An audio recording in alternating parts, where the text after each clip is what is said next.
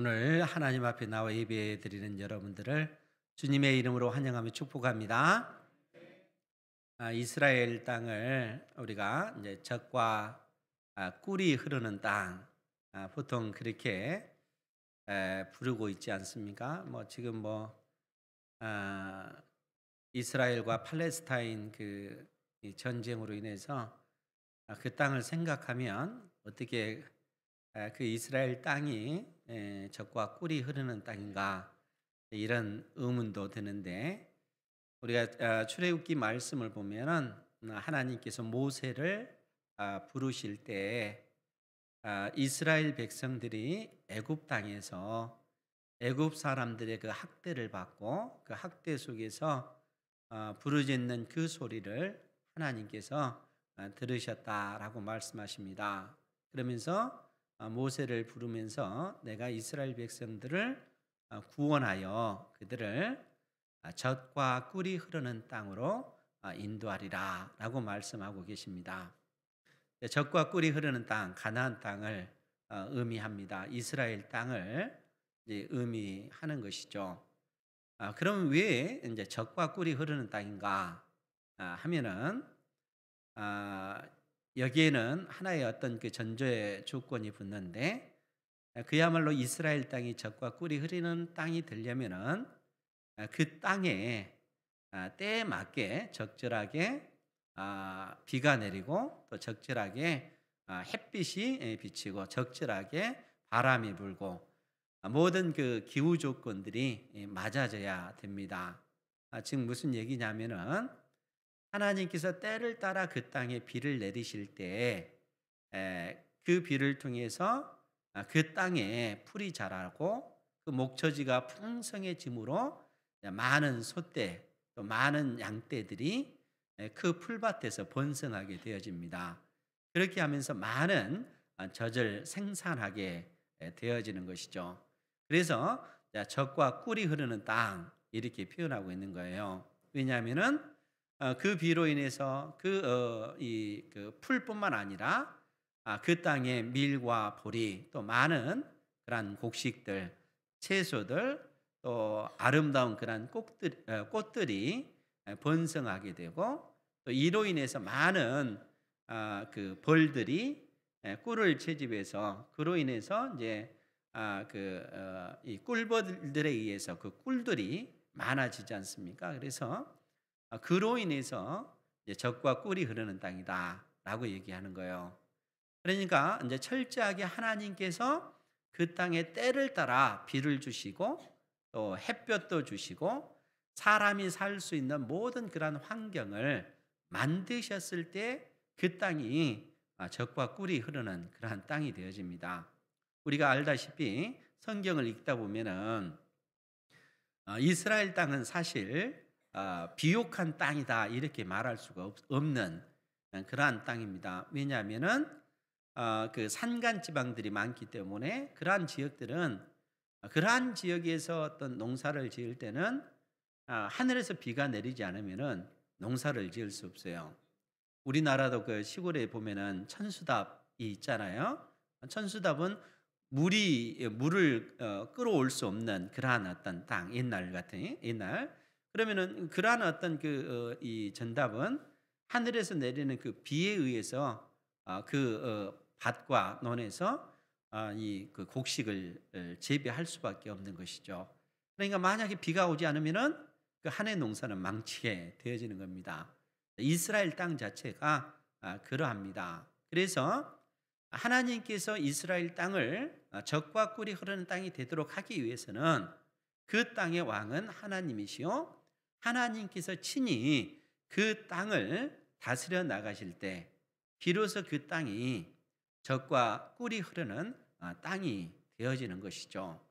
그렇기 때문에 하나님께서 430년 동안 애굽 땅에서 종살이 하던 이스라엘 백성들을 출애굽시키셔서 40년 동안 광야에서 훈련시키신 다음에 출애굽 2세대들에게 약속의 땅 가나안 땅에 들여보내시기 직전에 그 땅에 관해서 설명을 해 주시는 것이죠. 그 가나안 땅이 어떤 땅이냐? 우리가 신명기 8장에 있는 그 내용이에요. 그 땅은 밀과 보리와 밀의 소산지다. 그러니까 그 땅은 밀과 보리의 소산지일 뿐만 아니라 또 많은 과일 나무들이 자라는 땅이라는 거예요. 그 땅에는 포도나무가 있고 또 무화과 나무가 있고 석류나무가 있고 감람나무가 있고 오늘 본문에 등장하는 대추야자 나무도 있고 또 사과나무도 있는 그러한 땅이라는 거예요. 그러니까 하나님께서 그 가나안 땅에는 이처럼 과일뿐만 아니라 곡식이 풍성한 그러한 땅이고 심지어 그 땅에는 구리와 철이 있는 그러한 땅, 그리고 그 땅은 꿀의 소산지다 이렇게 하나님께서 언급하십니다. 가나안 땅이 그런 땅이라는 거예요.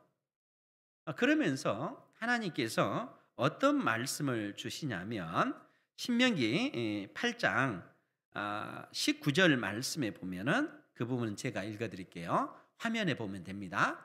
신명기 8장 19절 말씀에 보면 내가 만일 내 하나님 여호와를 잊어버리고 다른 신들을 따라 그들을 섬기며 그들에게 절하면 내가 너희에게 증거하노니 너희가 반드시 멸망할 것이라. 그러니까 하나님께서 가나안 땅을 이스라엘 백성들에게 주시겠다 말씀하고 계시죠. 밀과 보리의 소산지인 그 땅, 그리고 포도나무와 또 이 무화과 나무, 석류나무, 또 감람나무가 있는 꿀의 소산지인 그 땅을 하나님께서 이스라엘 백성들에게 주시겠다는 거예요. 그리고 하나님께서 친히 왕이 되셔서 그 땅을 다스리시겠다라고 그렇게 이야기를 합니다. 하나님과 이스라엘 사이에 언약을 맺으셔서 하나님께서 그 땅을 주신 것이죠. 그렇기 때문에 하나님께서 그 땅에서 이스라엘 백성들이 하나님을 신실하게 섬기면, 하나님의 다스림을 받으면, 하나님께서 왕이신 것을 믿음으로 고백하고 하나님께서 그 모든 것을 우리에게 은혜로 주셨습니다 라고 고백하고 살면 하나님께서 그 땅에서 이스라엘 백성들을 번성하게 하실 것이다 라는 복을 주신 거예요. 그런데 만일 그들이 여호와 하나님을 잊어버리고 다른 신들을 섬기게 되어지면 너희에게 증거하노니 너희가 반드시 멸망할 것이라. 이렇게 하나님께서 경고의 말씀을 주고 계십니다. 그러니까 그 모든 것이 하나님의 은혜로 주어진 것입니다. 이렇게 고백하며 심지어 나에게 있는 재능과 그 능력도 하나님께서 나에게 은혜로 주셨다는 것을 우리가 깨닫지 못하고 마치 나에게 있는 이 재능과 그 능력이 내가 잘나서 이러한 모든 것을 갖게 된 것이냐, 내 인생의 주인이 나인 것처럼 그렇게 생각하고 내가 이 땅에서 이룩한 그 모든 것이 나의 힘으로 이루었다 이렇게 생각한다면은 하나님께서 그러한 인생을 심판하시겠다 하는 거예요. 왜냐하면 하나님께서 우리의 주님 되시기 때문에 그렇다는 거예요. 하나님께서 주인 되신다는 거예요. 그러니까 이러한 사실을 너희들이 망각하면, 잊어버리면 너희들이 그 땅에서 멸망당할 수밖에 없을 것이다 라고 이야기하고 있는 겁니다. 그러니까 이스라엘 역사 가운데 이러한 일들이 실상 계속적으로 반복되어져 왔던 문제입니다. 오늘 하나님께서 요엘 선지자를 통해서 유다 백성들에게 주신 말씀, 유다 백성들에게 내리시는 그 재앙 자체도 그렇다는 거예요. 우리가 지난주 말씀을 생각하면 하나님께서 요엘 선지자를 통해서 이 유다 땅에 메뚜기 재앙을 내리시잖아요. 그 메뚜기 재앙의 그 참담함이 어떠한지 우리가 요엘서 1장 4절 말씀에 보면 우리가 명백하게 알 수가 있습니다. 그 4절 말씀에 보면 팥중이가 남긴 것을 메뚜기가 먹고 메뚜기가 남긴 것을 느치가 먹고 느치가 남긴 것을 황충이 먹었도다. 팥중이와 메뚜기, 느치, 황충 이것은 다 메뚜기를 지칭하는 그러한 이 단어들입니다. 그러니까 계속해서 팥중이가 남긴 것을 메뚜기가 먹었고 메뚜기가 남긴 것을 느치가 먹고 느치가 남긴 것을 황충이 먹어버리면 그 땅에 남는 것이 뭐가 있겠어요? 하나도 없는 것이죠. 곡식뿐만 아니라 그런 목초지들도 이 메뚜기 재앙에 의해서 다 그 목초지가 망가져 버리면은 이스라엘 백성들이 그 땅에서 살아갈 수 없는 그러한 절망적인 그 땅이 되고 만다는 거예요. 이러한 상황 속에서 이스라엘 백성들은 통곡하고 하나님 앞에 엎드려 애통해 할 수밖에 없는 그런 상황인 것이죠. 그러니까 이런 상황 속에서 하나님께서 이스라엘 백성들에게 너희들은 나에게 나와서 애통해 하며 통곡하며 하나님 앞에 부르짖어 기도해야 된다라고 말씀하셔요. 어떻게 우리가 기도해야 되는가? 어떻게 이스라엘 백성들이 하나님 앞에 간구해야 되는가? 8절 말씀에 보면 우리 8절 말씀 같이 한번 보겠습니다. 시작. 너희는 처녀가 어렸을 때에 약혼한 남자로 말미암아 굵은 배로 동이고 애곡함 같이 할지어다. 아멘. 어떻게 하나님 앞에 부르짖어 기도해야 되는가? 너희는 처녀가 어렸을 때 약혼한 남자로 말미암아 통곡하는 것처럼 통곡해야 된다라는 얘기예요. 여기서 이제 약혼한 남자 이렇게 표현했는데 이스라엘의 어떤 결혼 제도를 보면 남녀가 이제 정혼을 하게 되면 이 정혼은 이 법적인 부부가 되어지는 거예요. 약혼하고는 다른 개념입니다. 그러니까 정혼을 하게 되면은 이미 부부 관계가 되어지는 겁니다. 그런데 이제 이스라엘은 신랑이 이 신부를 데려오기 위해 법적으로 부부가 됐다 할지라도 이 신부 부모에게 지참금을 드려야 되고 또 그가 신부와 살 집을 마련하기 위해서 정혼을 했지만 이 신부를 바로 데려오지 못합니다. 그래서 돈을 마련하는 거예요. 살 집도 갖추는 것입니다. 이제 그 기간이 필요한 거예요. 법적으로 부부가 되었지만 함께 살 수 없는 그런 상황이라는 것이죠. 이런 상황 속에서 어떤 일이 벌어진 거예요? 신랑이 신부를 데려오지 못하고 죽어버린 겁니다. 이렇게 되면 신부 입장에서는 어떻게 되겠어요? 그 신랑을 기다리고 있는데 신랑이 오지 않고 신부를 데려오지 않고 결국 그가 어떤 일에 의해서 죽임을 당한 거예요. 이러했을 때 신부가 겪게 될 그 고통이라고 하는 것이 얼마나 크겠는가 하는 거예요. 지금 그러한 상황을 말씀해 주고 있는 것입니다. 그래서 처녀가 어렸을 때 약혼한 남자로 말미암아 그 남자가 죽었거든. 그 처녀가 겪을 그 고통, 그 아픔, 그 슬픔 때문에 굵은 배로 동이고 애곡함 같이 너희들은 하나님 앞에 그처럼 애통해 하는 마음으로 엎드려서 기도해야 된다라고 이야기를 하고 있는 것입니다. 그러니까 하나님께서 이스라엘 땅에 이 메뚜기 재앙을 통해서 이런 심판이 그들에게 임하는 거예요. 그랬을 때 그들이 하나님께서 우리를 향하여 이러한 진노의 심판을 내리신다 하는 사실을 깨닫고 하나님 앞에 이처럼 엎드려야 된다는 거예요. 그러면서 그들의 어떤 그 현실의 그 상황을 9절에 뭐라고 묘사를 했냐면 소재와 전제가 여호와의 성전에서 끊어졌고, 소재라고 하는 것은 곡식으로 드리는, 그러니까 밀과 보리를 빻아서 드리는 그 제사예요. 그것으로 만들어서 드리는 제사가 소재입니다. 그러니까 이 소재와 전제는 포도주를 부어서 드리는 제사예요. 그러니까 소재와 전제가 여호와의 성전에서 끊어졌고 여호와께 수종되는 제사장도 이것 때문에 슬퍼하도다 그렇게 얘기해요. 그럼 왜 소재와 전제가 끊어진 겁니까? 이스라엘 땅에 곡식을 수확할 수가 없기 때문에, 이스라엘 땅에 더 이상 포도를 수확할 수 없는 그처럼 황폐한, 그처럼 그 흉년이 들어서 흉년보다 더 심각한 것이죠. 더 이상 사람들이 먹을 것이 없는, 하나님 앞에 심지어 가장 먼저 해야 되는 소재와 전제도 드릴 수 없는 그처럼 비참한 그런 상황이 됐다는 거예요. 그러니까 이처럼 그 절박한 그런 상황이 되었기 때문에 10절 말씀도 보면 밭이 황무하고 토지가 마르니 곡식이 떨어지며 새 포도주가 말랐고 기름이 다 하였도다.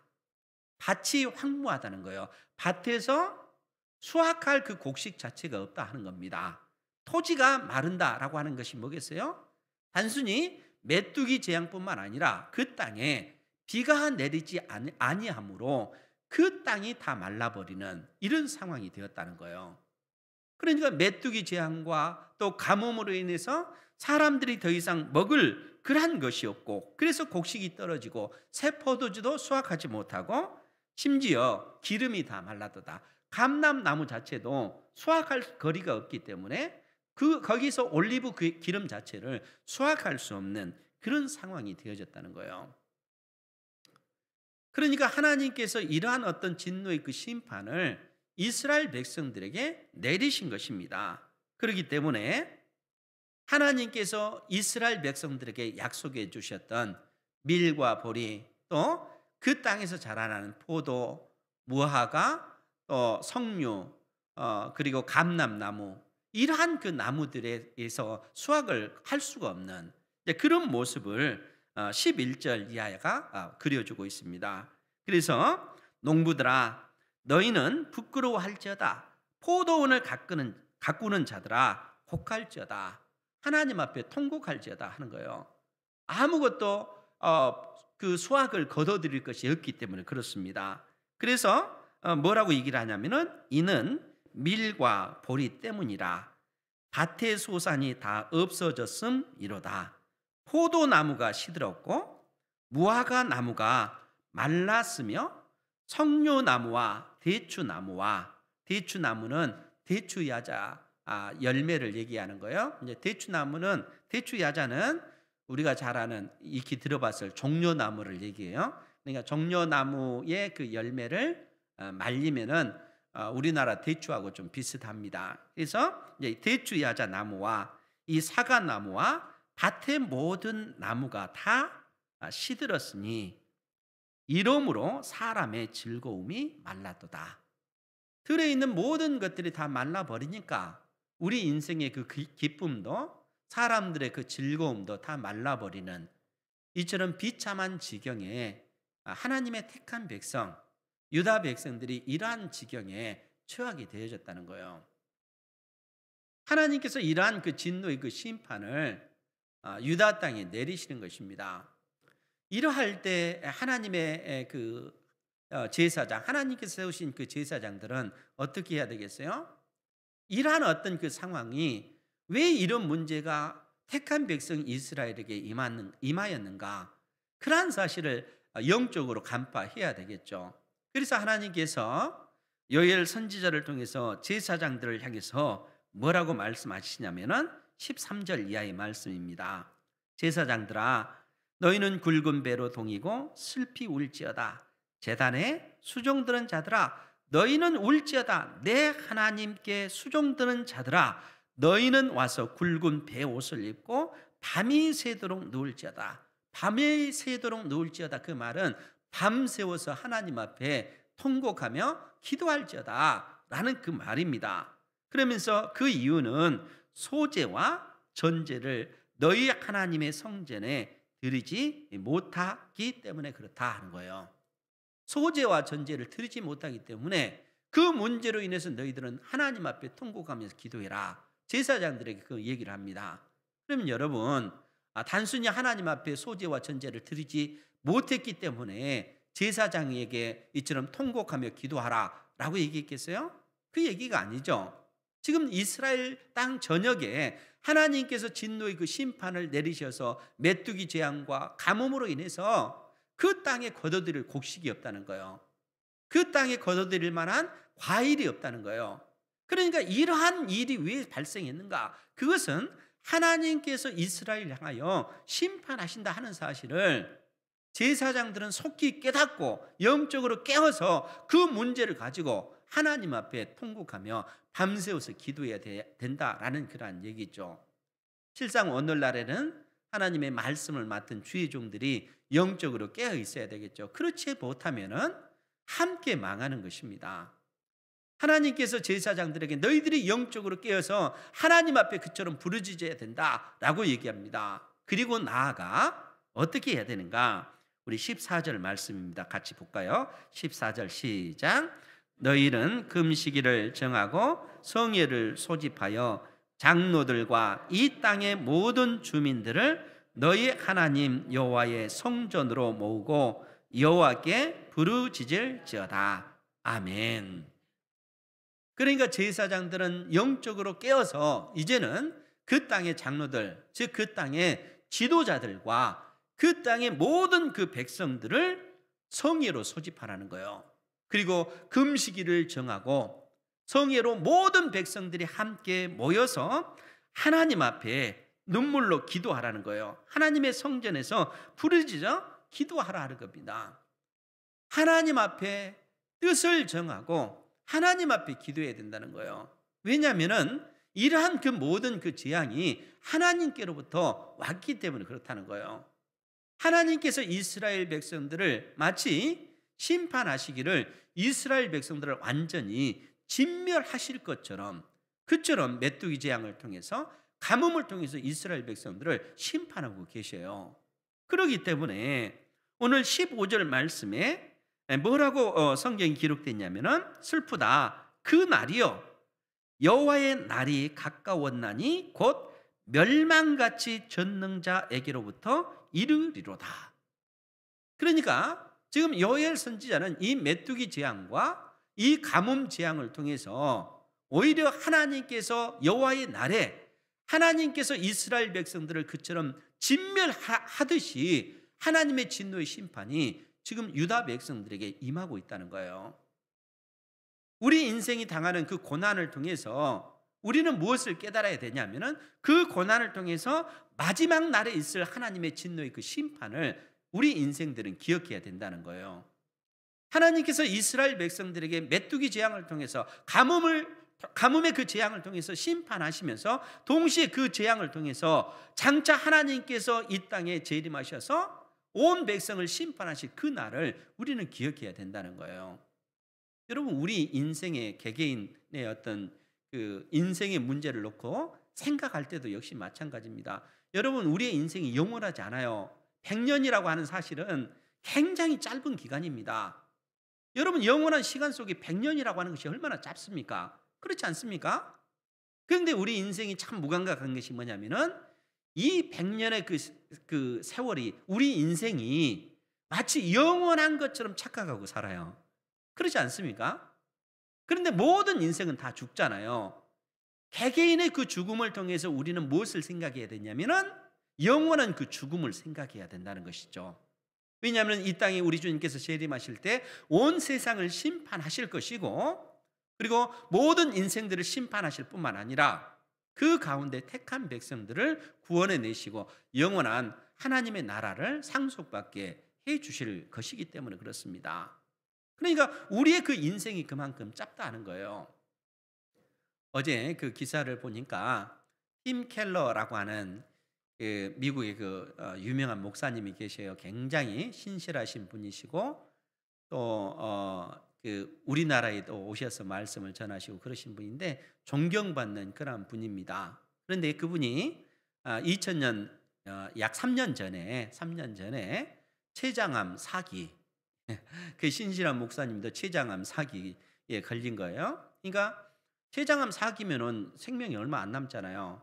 근데 여러분, 췌장암 사기였기 때문에 이제 엊그제 돌아가셨어요. 그런데 그분이 돌아가시기 전에 이제 아들에게 뭐라고 기도하면서 하나님 앞에, 주님, 저는 주님께로 갈 준비 다 됐습니다. 그 아버지 집, 내 집에 갈 수 있도록 나 집에 보내주셔서, 본향에 보내주셔서 그렇게 기도를 했다고 그래요. 그러니까 아버지 집에 갈 준비 나 다 됐어요, 주님. 나 아버지 품에 안길 수 있도록 나를 인도해 주세요. 그렇게 기도를 했다고 해요. 그러니까 신실한 사람들도 이 땅에서 그런 고난을 당합니다. 그런데 그런 고난 속에서 우리가 고백할 수 있는 게 뭡니까? 그 고난 속에서 예수 믿는 사람들은 하나님 감사합니다, 이렇게 할 수 있다는 거예요.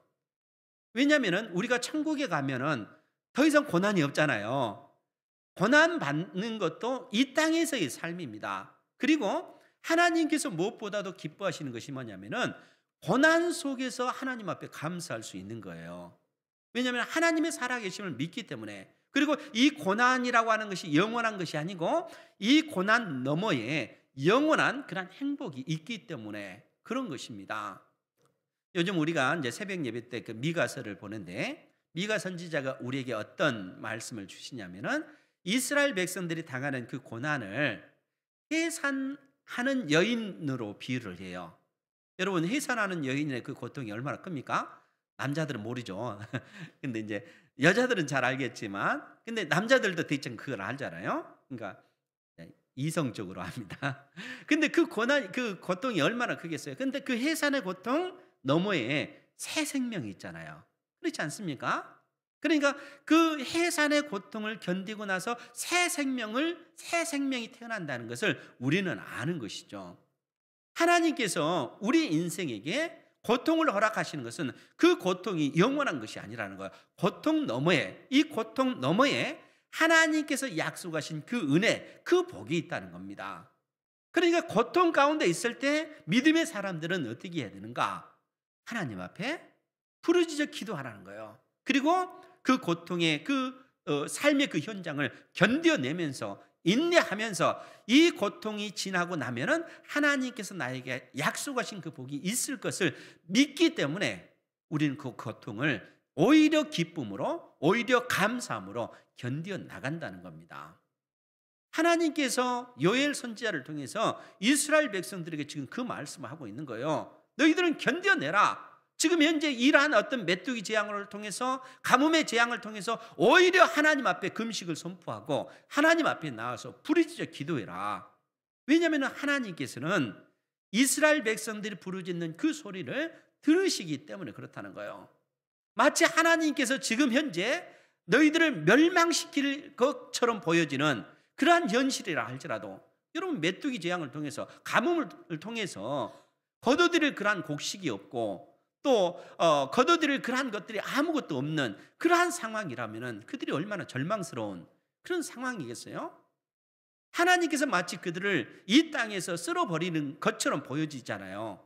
그런 상황이라 할지라도 하나님을 의지하여 믿음으로 간구해 나가야 된다라고 얘기하고 있는 겁니다. 그래서 15절 이하의 그 말씀을 보면, 슬프다 그날이여 여호와의 날이 가까웠나니 곧 멸망같이 전능자에게로부터 이르리로다. 하나님께서 마치 멸망시키는 것처럼 하나님의 진노의 그 심판을 택한 백성들에게 쏟으신다는 거예요. 그러면서 16절 이하에 보면은 먹을 것이 우리 눈앞에서 끊어지지 아니하였느냐, 기쁨과 즐거움이 우리 하나님의 성전에서 끊어지지 아니하였느냐, 씨가 흙덩이 아래에 썩어졌고 창고가 비었고 곳간이 무너졌으니 이는 곡식이 시들었음이로다. 여러분, 생각해 보세요. 그나마 이처럼 어떤 그 절망적인 상황 속에서 씨를 뿌렸는데 그 씨앗이 발아하지 못하고 땅 속에서 다 썩어버리면은 무슨 소망이 있겠어요? 그렇지 않습니까? 그러니까 이 곳간마다, 창고마다 곡식이 하나도 없는 텅텅 빈 그러한 상태라는 거예요. 그것뿐만 아니라 18절 말씀에 보면 가축이 울부짖고 소떼가 소란하니 이는 꼴이 없음이라, 양떼도 피곤하도다. 무슨 얘기겠어요? 그 땅에 비가 내리지 아니하니까 풀이 자랍니까? 풀이 자라나지를 않는 거예요. 그러니까 소떼, 양떼들이, 짐승들이 먹을 것이 없는 거예요. 먹을 그런 풀이 없는 거예요. 심지어 마실 물도 없는 것입니다. 그래서 19절 이하의 말씀을 보면 여호와여 내가 주께 부르짖으니 불이 목장의 풀을 살랐고 불꽃이 들의 모든 나무를 살랐음이니이다. 무슨 얘기겠습니까? 비가 안 내리니까 풀들이 다 말라버리는 거죠. 죽어버리는 것입니다. 뻘겋게 죽어버리는 거예요. 그런 모습을 이처럼 묘사해 놓고 있습니다. 그래서 20절도 보면 들짐승도 주를 향하여 헐떡거리오니 시내가 다 말랐고 들의 풀이 불에 탔음이니이다. 들짐승도 마실 물이 없는 그런 상황이 되어버렸다는 거예요.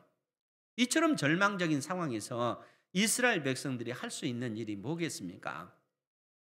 여러분들의 인생을 살아가면서 고난이 닥쳤을 때 그 고난 속에서 우리가 할 수 있는 일이 뭐겠어요? 하나님께서는 그 상황 속에서 금식을 선포하고 하나님 앞에 부르짖어 기도하라 라고 말씀하고 계셔요. 그래서 우리가 요엘서 2장 12절 이하의 말씀을 보면 12절 이하의 말씀입니다. 요엘서 2장. 거기 보면 여호와의 말씀에 너희는 이제라도 금식하고 울며 애통하고 마음을 다하여 내게로 돌아오라.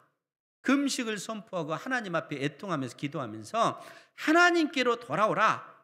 너희는 옷을 찢지 말고 마음을 찢고 너희 하나님 여호와께로 돌아올지어다. 너희 옷을 찢지 말고 마음을 찢고 하나님께로 돌아오라. 그렇게 얘기합니다.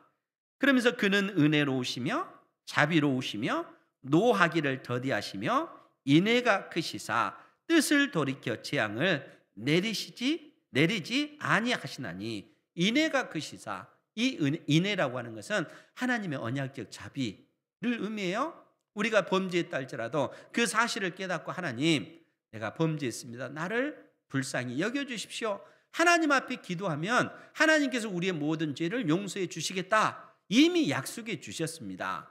그것이 하나님의 언약적 자비라고요. 그러니까 언제든지 우리가 하나님 앞에 부르짖어 기도하면 하나님께서는 외면하지 않겠다. 이렇게 약속하고 계십니다. 그래서 하나님께서 내리시겠다 하는 그런 재앙 자체도 하나님께서 돌이키시겠다라고 얘기하는 거예요. 14절 말씀에 보면 주께서 혹시 마음과 뜻을 돌이키시고 그 뒤에 복을 내리사 너희 하나님 여호와께 소제와 전제를 드리게 하지 아니하실는지 누가 알겠느냐. 즉 그 말은 너희들이 하나님 앞에 돌이켜서 하나님 앞에 금식을 선포하고 기도하고 하나님 앞에 간구하면 하나님께서 은혜를 주셔서 그 땅에 비를 내려주시고 곡식이 잘 되도록 밀과 보리가 풍성해지도록 모든 과일 열매가 풍성해지도록 하나님께서 복을 내리시겠다는 거예요. 그래서 너희들이 다시 소제와 전제를 드릴 수 있도록 복을 내려주시겠다라고 말씀해 주고 계십니다. 그러면 사랑하는 성도 여러분, 하나님께 뜻을 돌이킨다는 것, 우리가 하나님 앞에 금식을 선포하고 회개하고 하나님께로 우리의 마음을 돌이킨다는 말이 무슨 의미겠어요? 지금 이스라엘 백성들에게 있어서는 그 밀과 보리, 그들의 어떤 그 과수원에 있는 그 모든 과일 나무, 그 풍년을 누가 줬는가? 바알이 줬다고 그들은 생각하는 거예요. 하나님께서 주신 것이 아니라 바알과 아세라 그 우상이 그러한 그 풍성한 복을 줬다고 이스라엘 백성들은 생각하는 거예요. 그래서 하나님께서 이스라엘 땅을 향하여서 진노하시는 겁니다. 메뚜기 재앙을 통해서, 가뭄 재앙을 통해서 친히 하나님께서 그 땅을 치심으로써 하나님께서 바로 여호와시다, 여호와가 하나님이시다 하는 사실을 명확하게 보이시는 것이죠. 즉 그 말은 이스라엘의 주님은 우리 여호와 하나님이시다는 거예요. 하나님이 이스라엘의 왕이시다 하는 사실이에요. 그러니까 하나님의 그 통치와 하나님의 그 다스림을 받는 백성이 되어져야 된다는 것이죠. 그러니까 이스라엘 백성들의 마음속에 어떤 고백이 나와야 되겠어요? 이 밀과 보리의 그 풍년, 과일의 그 모든 그 풍성함, 그 모든 것은 전적인 하나님의 은혜입니다. 하나님께서 우리에게 그 모든 것을 주셨습니다. 이렇게 고백을 해야 되는 것이죠. 그것이 하나님의 백성의 삶입니다. 하나님이 왕이시고 하나님의 주님이신 그러한 삶이라는 거예요. 그것이 이스라엘 백성들이 마땅히 그렇게 살아갈 때에 비로소 이스라엘 땅은 젖과 꿀이 흐르는 땅이 되어지는 거예요. 하나님의 은혜가 그러할 때 부어지기 때문에 그렇다는 것이죠. 그러면 오늘날 우리의 삶은 어떻습니까? 우리 역시 마찬가지라는 겁니다. 여러분, 하나님이 우리의 왕 되시죠? 예수님이 우리의 주님이십니다. 주님이시다는 그 얘기는 예수님이 주인이시다는 얘기예요. 예수님께서 피값으로 우리를 사신 거예요. 우리의 생명을 사신 것입니다. 우리를 구원해 주신 것입니다. 그리고 온 세상은 우리 주님께서 창조하신 세상이에요. 우리 주님께서 왕이십니다. 지금도 온 세상을 주님께서 통치해 가고 계세요. 그러면은 우리의 마음속에 어떤 고백이 있어야 되겠어요? 우리의 마음 역시 주님의 통치를 받아야 되겠죠. 하나님께서 우리에게 모든 것을 주셨습니다. 나에게 있는 어떤 물질도, 여러분들이 다니는 직장도, 여러분들이 가지고 있는 재능과 그 능력도 하나님께서 우리에게 은혜로 주신 것입니다. 이 믿음의 고백 가운데 살아가시기 바랍니다. 하나님의 은혜로 살아가는 거예요. 그것이 하나님의 통치를 받는 하나님의 백성으로서의 삶의 모습이라는 거예요. 그러할 때 하나님께서는 그러한 우리를 기뻐 받으시는 것이죠. 하나님께 뜻을 돌이킨다는 것은 단순히 하나님 내가 잘못했습니다, 이런 차원의 문제가 아닙니다. 나의 삶 자체를 온전히 하나님 앞에 돌이키는 거예요. 그리고 주님이 나의 왕 되십니다. 저는 주님의 통치를 받습니다. 주님께서 나에게 주신 그러한 재능과 그 능력을, 또 그 재물을 사용해서 주님의 영광을 드러내기를 원합니다. 이러한 믿음의 고백 가운데 살아가야 하는 것입니다. 그러할 때 우리의 삶이, 우리가 살아가는 삶의 그 모든 영역이 젖과 꿀이 흐르는 그러한 땅이 되어지는 것입니다. 이러한 은혜를 소망하시고 또 이러한 은혜를 누리는 우리 은행교회 모든 성도 되기를 주님의 이름으로 축원드립니다. 기도하겠습니다. 거룩하신 아버지 하나님,